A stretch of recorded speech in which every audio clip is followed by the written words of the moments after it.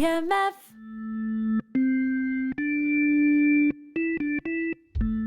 We have a focus on contemporary music, pop, rock, jazz, and folk, etc. So it's based in music that the students relate to. So the things that they're listening to, the things that they're interested in. And we can teach everything that we need to teach them about music through the music that they listen to and relate to. The freedom that she specifically has at BMF is really, really helpful.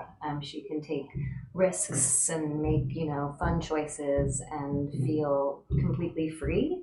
So we'll play lots of games with them and then go into a song, and they'll realize, oh, actually those chords and things that I was just playing in that game I can use now on a song that I want to learn.